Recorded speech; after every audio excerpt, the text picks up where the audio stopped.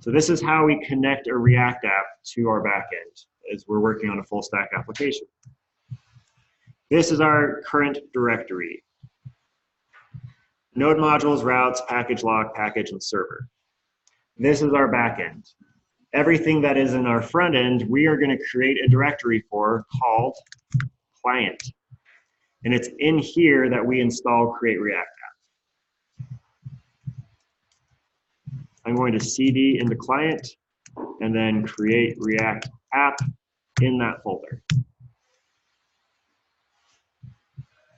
So if it's in the client folder, it's your front end. If it's not in the client folder, it's the back end. My question is, how many package.json files will we have? 2. One for the front, one for the back. How many node module directories will we have? 2. One for the front, one for the back. Got it. Good. Great. Now, one thing that this doesn't have that Create React App will give us, a .getignore. I don't want my, is that going my routes? No. I don't want these node modules to go up to GitHub just like Create React App will ignore those for me. So I'm going to have to also make my own getignore out here and say ignore node modules. And that's in the server file? Yeah, this is in the directory that the server file is in, the same level. So we'll look at the folder structure again in a moment, but this is what if you open up the directory to your project, this is what it would look like. You have a client, a routes, and a server. We're going to add one more directory to this eventually. And then when you open up client, bam, there's our whole Create React app. And this is where you're seeing like the senior projects, how large their folders are on the left. Because it's a full stack app, we got a lot of files. Yes. Usually when you create a React app, you have to remove the .git file. Yes, absolutely. Still want to do that. Now you'll cd into the client folder and remove the .git file. Hey, we're writing React again. It's been so long. Maybe not.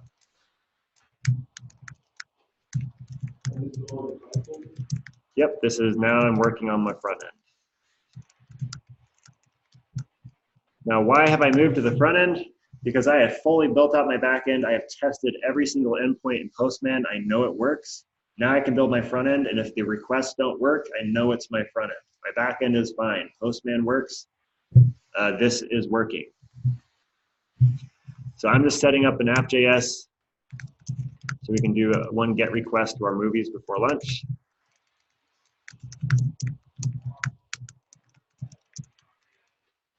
Extends component.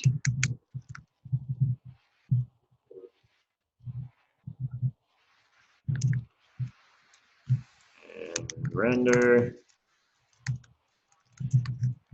It's all coming back, right? This whole thing.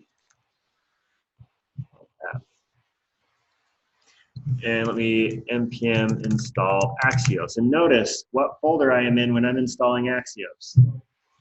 Why? Because I want it saved to this node module and this package.json, not the backend node modules and the backend's package.json. So where you're installing stuff as you're creating a full stack app, you got to think of what side of your application you're on and make sure you're in that side in your directory. I'm installing Axios. And I'm going to put it import Axios from Axios.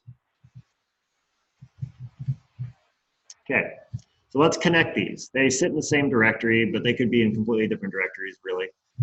What we're going to do, we have to add one line of code to our front end to tell it whenever you make a request that's not to HTTP, it's not to like a external URL.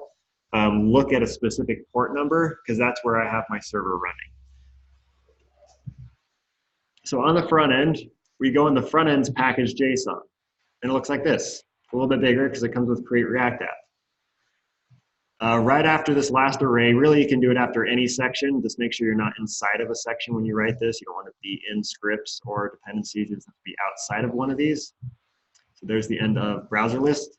I'm going to add another entry. I'm going to make an entry called proxy. Remember, this is a JSON file, so the double quotes are necessary on the key value pairs. And the proxy will be the URL to where my server is running. Well, where is it running? Locally. So it's going to be http://localhost : the port number my server is running on. And with that one line of code, my front end can now request from my back end without any CORS issues at all. If you don't add this and you try to request localhost directly in your app, you'll get CORS issues, even though you're on your same computer. So the proxy is what creates the connection.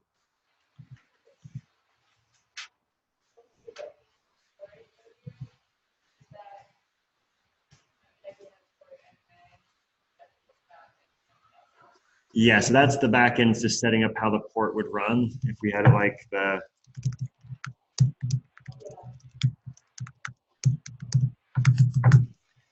That doesn't do anything right now. yeah, this doesn't do anything to the process. This is more for when we deploy it. This server is still running on 7,000 locally. It's never going to see this because we're not going to add a port environment variable that doesn't exist here. So if we're running on 7,000 on my front end, right, going here, package JSON, I tell it to proxy to my local 7,000 port. And now my front end, my back end can talk. But how many servers are we going to have to be running to make this work? Two servers. Is that possible? Can he do it? Yes. In your terminal, you'll open up your first window. You will be outside the client folder. So now I'm in my back end. I'll say Notamon server.js. And this is still running. You ever get this error that says error in use? It means that port's already being used. So you have to close it, start it again after you've closed the process. All right, now my backend is running. I can then click this plus symbol here, open up a second window, cd into client, and npm start. So I have my front end console and my back end console taking up two different ports on my computer, and now they're going to talk to each other.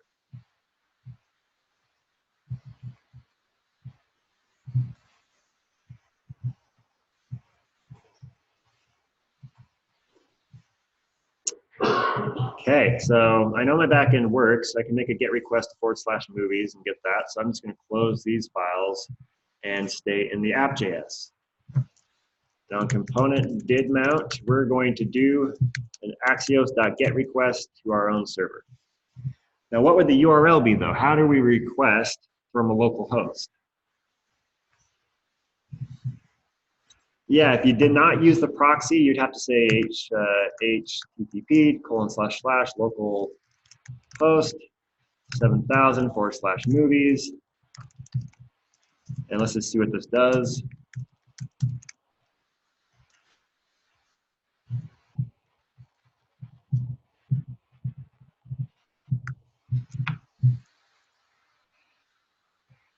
Don't you do this to me now.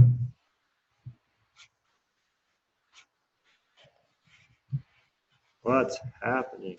Sorry. Okay, so we're making a request to localhost 7,000 movies, just like we would in Postman. But what do we get? You've been blocked by CORS. You have to enable CORS on any server for this to be able to work. A front end is requesting locally to a back end, and it doesn't like that. So we added the proxy to get around this. It's like, no, this front end is supposed to be tied into the back end. They are one application. This isn't like a remote thing talking to a remote thing. So because we added this proxy right here, React will do this portion for us. All we have to make the request to is the endpoint. And now I get a response, .data, and there's my movies. So what is React doing with the proxy? It is putting it to the front of this and proxying it over, which tells it basically that this isn't a CORS thing. We don't have two different browsers trying to talk here. It's the same application. The proxy is the way that happens. You have to proxy the request to your own server. So we say / movies, React puts or JavaScript puts this on front of it, proxies it back to our backend and makes the request to the endpoint. If it's another where? Oh, Like Why wouldn't it work if you didn't have a proxy? You just use the whole URL like that? It would work. You just have to enable cores. Just see them as two separate entities. Proxy says these things are intertwined. They are the same application. So again, the process, I know we just introduced a lot of stuff. It's not new other than that one line of code. But we did introduce the client folder where the whole Create React app lives. Everything outside of it is backend, has its own package for its own backend packages. The front end has its own package for its front end packages and commands.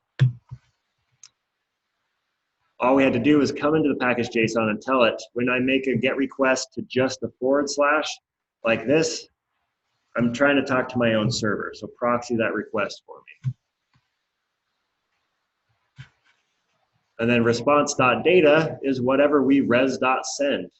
So in my routes back here, when I res.send my movies, and I do a GET request, response.data is my movies.